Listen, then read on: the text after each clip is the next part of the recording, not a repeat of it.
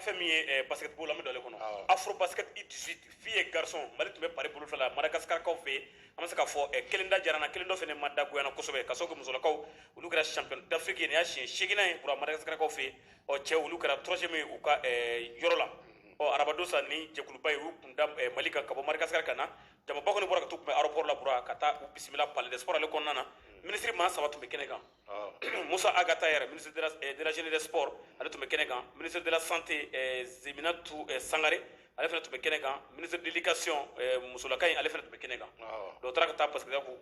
kunbɛn pour a kɛra fête ba ye fɛnɛ fédération mɔgɔ bɛɛ lajɛlen tun bɛ kɛnɛ kan ale ni comité olympique a ka mɔgɔ tun bɛ yen Cheikh Ndebele fana tun bɛ kɛnɛ kan u tun bɛ jimi fɔlɔ ye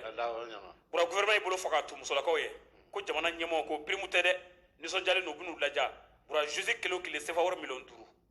5 ani staff technique la maa minnu bɛ n'olu n'a ka kan a bɛ d'olu fana ma 5 millions chaque joueuse cɛw fana bura ko ye min kɛ ko cɛw k'i n'o pas démérité miliyɔn 1 ko bɛ di cɛmanninw fana ma Musa Agata yɛrɛ a kuma ni ko in kɛnɛ kan a kɛra nisɔndiyaba ye n y'a f'i ɲɛna cogo min na bura baara kɔni kuncɛra palais des sports ale kɔnɔna na an ka Maimouna Aidara lamɛn ale min kɛra MVP meilleure marqueuse meilleure rebondeuse bura meilleure marqueuse du 3 points tripointeuse wa bura Korofina AS Korofina ni y'an ka joueuse formule de ni y'a ye den tun bɛ la a tɛgɛ bɔra da Maimouna Aidara Chérif Musa an ka lamɛn mɔgɔw ye confiance ta ka ɲɔgɔn ka taa donc an y'u ka confiance reçu donc an nana fɛnɛ u taara an kunbɛn bonya ni karama kɔnɔna la n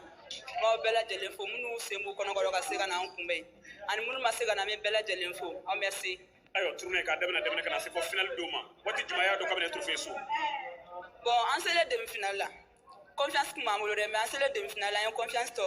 fɛn quoi donc an y'a bila an kunna an ta kun de don wa an bɛ nanɛ fɛ dɛ mais tournée waati jumɛn a ye gɛlɛyaw sɔrɔ bon match bɛɛ n'a réalité don match dɔw la an ye gɛlɛya sɔrɔ i n'a fɔ demi-finale an ye gɛlɛya sɔrɔ dɔɔni mais an sera k'an yɛrɛ bɔ a kɔnɔna la finale fɛn na a daminɛ la an ye gɛlɛya sɔrɔ an sera k'an yɛrɛ bɔ a kɔnɔna tuguni a bɛ mun sɔrɔ ka fɔ plus sportif malien ɲɛna ne bɛ maliyɛnw bɛɛ lajɛlen fo n b'u bɛɛ fo ayiwa e yɛrɛ fɛnɛ ye jɔnjɔn kɛrɛnkɛrɛnnen sɔrɔ n'o ye MVP ye ka tila ka kɛ meilleure marqueuse du tour la ni ka jatew kɛ kosɛbɛ o ye mun k'i yɛrɛ la Maimouna a diyara ne ye kojugu a diyara n ye basa n kun ma sigi n'a ye ko n bɛ se ka kɛ a ye a diyara n ye puis n bɛ n tɔw fo ne tɔw sabula ne de sera ka kɛ basa la u ye ne sɔn ballon na k'a di yan Maimouna Aidara MVP tournoi ale kɔnɔna na a ye min fɔ de tun ye nin ye ko a formera a sugu la mais nin waati in na k'a bɛ jouer Espagne o t'an ka joueuse ye wa k'a bɛ jouer Espagne sisan i y'a ye formation kɔni bura n'i ko formation a fɔ ko ASCO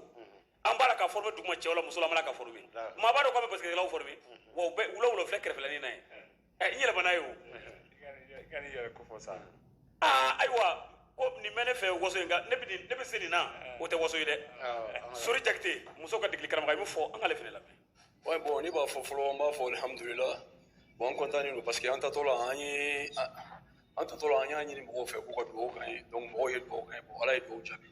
an taara fɛn min kama o sɔrɔ la an ni kupu seginna vraiment fɛn min b'a ye bi fɔ ka bɛɛ fo parce que an taara Mali de représenter donc n'an ni kupu nana kupu ye maliyɛn bɛɛ de ta ye donc vraiment an content don bi kojugu mɔgɔw bɔra k'an kunbɛn a diyara an ye vraiment Mali tun ye ni catégorie trophée caman sɔrɔ yanni ka kɔn aw ta don ye a tagalen coach mun tun bɛ kunkolo la ani tournée waati jumɛn y'a dɔn ko i fɛnɛ bɛ se ka segin ka na nin trophée in so ouais min tun bɛ kunkolo la depuis an ma bɔ yan i b'a dɔn nin compétition in na Mali tɛ se ka taa place wɛrɛ ɲini ni kupu yɛrɛ tɛ parce que an kun ye kupu perdre il y a 2 ans donc an taara de pour que k'a récupérer bon ala y'a nɔgɔya an sera k'a récupérer depuis an bɛ bɔ yan cogoya min an y'a labɛn i b'a dɔn an bɛ ka kupu in labɛn a mɛnna an bɛ ka kupu in labɛn a bɛ kalo 8 ninnu bɔ kalo 9 bɔ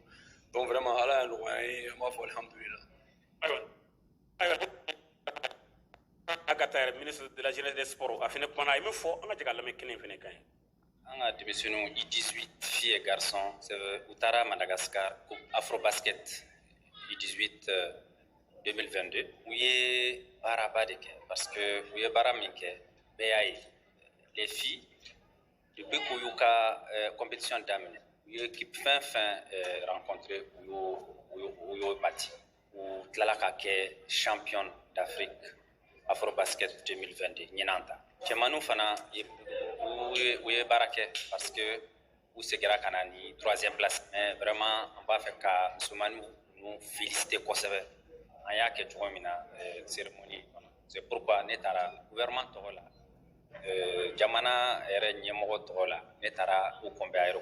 aéroport féliciter yen ka tila ka réception ba organiser olu ye yan palais des sports kɔnɔ o kɔfɛ ministre fila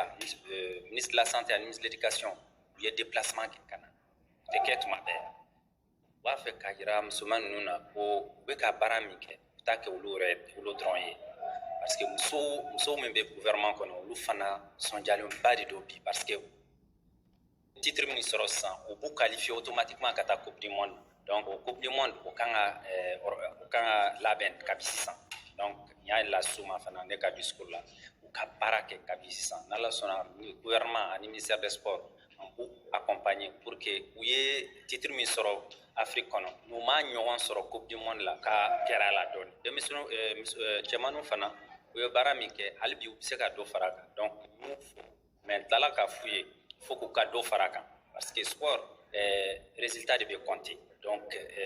titre de bɛ compter mais ayiwa titre bɛ compter médaille de bɛ compter ni tun ye Musa Agata yɛrɛ kumakan ye ministre de la jeunesse des sports an ka jamana kɔnɔ bura baara in kɔni bɛɛ lajɛlen kɛra ale yɛrɛ sigilen ɲɛna ka tila ka na ni enveloppe ka di